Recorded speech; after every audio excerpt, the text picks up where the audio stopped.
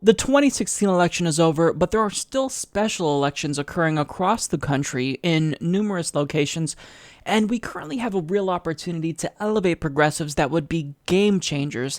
And when I say progressives, I'm not talking about Democrats, I'm talking about Green Party candidates that would change the game when it comes to politics. So the first one I want to talk about is Cheri Honkala. Now, Cheri is not new to politics. She was actually on the 2012 Green Party ticket as Jill Stein's vice presidential running mate. Now, currently, she's running to be a state representative in the 197th district in Pennsylvania. And according to Philly Mag, the Green Party didn't file Honkala's nomination papers by the January 30th deadline, so Honkala was left off the ballot.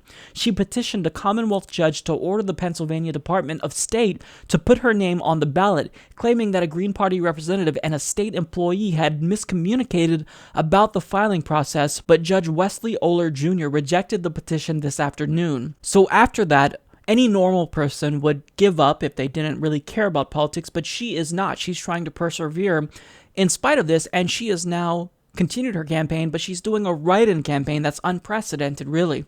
Now, before you say that it's a long shot, she's raised $70,000, and she's actually well-known in her community, so she's been a long-time activist there, and Philadelphia has seen a substantial increase in third-party support. So she was endorsed by Our Revolution, and she is not a long-shot candidate. She's actually in a winnable position. Now, according to Philly Voice, if she's elected, she said she plans to live up to campaign promises, including the day after I'm elected, I will drive around, starting with the woman sleeping in the park across the street from my house, picking people up and getting them housing. That is inspiring. That's what I call a politician who gives a damn about the people.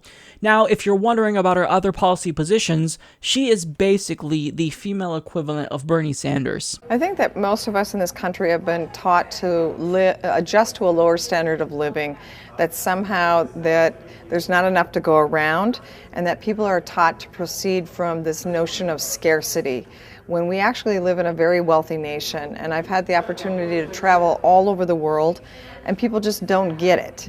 They don't get it why we've decided to just let women and children sleep outside of major corporations, in front of mansions, you name it. And we have a responsibility to be morally outraged and to do something about it. I'm no Mother Teresa, and I have not taken no oath to poverty. But I do continue to live in the poorest district in Pennsylvania, in Kensington. And it's not a choice, and it's a really hard thing to explain to people. But I really think it's like seeing a railroad track. And I believe that if you know something, or you feel like you have a responsibility to do something about something because you have those particular skills and knowledge, that you have a moral responsibility to do something about it. Now, Cheri isn't the only Green Party politician that's becoming increasingly popular. So there is a 26-year-old Green Party candidate that is running in the 34th District of California named Kenneth Mejia, and he is a self-proclaimed Bernie-crat, and he's actually crowdfunding his political campaign and raised more than $38,000. And the best part about Kenneth is that when you listen to him talk about policy, man, it's like music to your ears. Listen. If you look at what the Green Party and what we're fighting for is, number one, single payer, like healthcare. Like, okay, the working class needs health insurance. Right now, they're not getting it. Yeah, but then we got to pay more taxes, right? We could actually fund it through the Federal Reserve, through modern monetary theory is another big thing we could do. And then also taxing the 1% as well.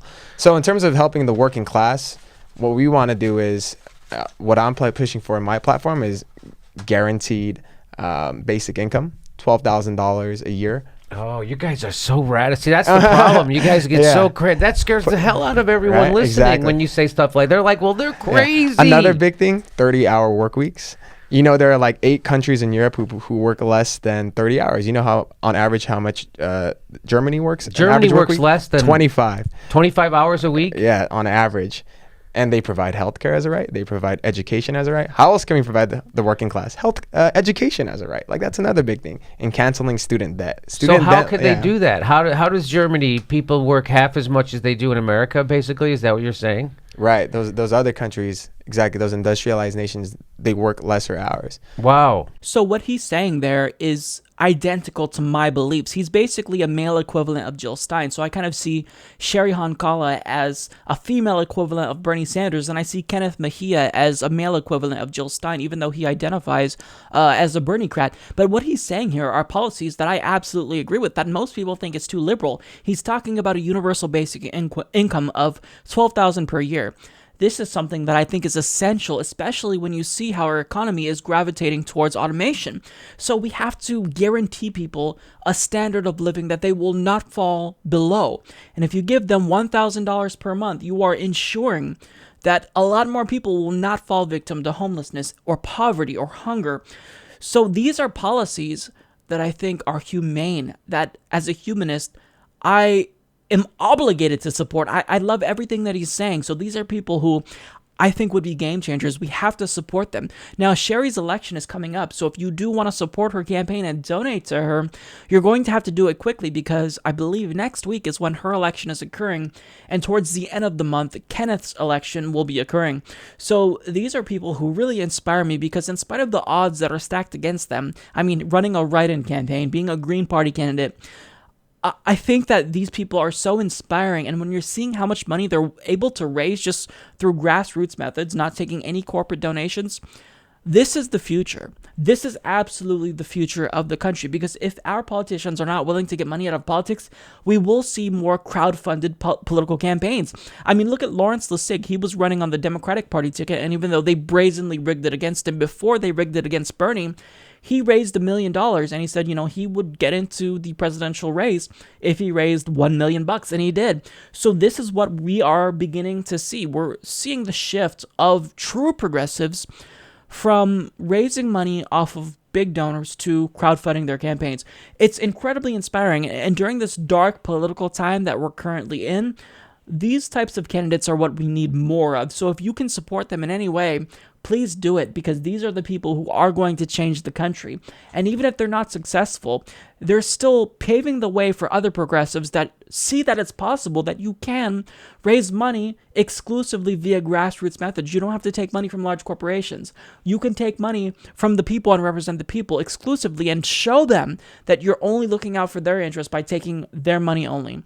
So I absolutely am inspired by these two, and I really hope that they are successful. And if you can, please support them.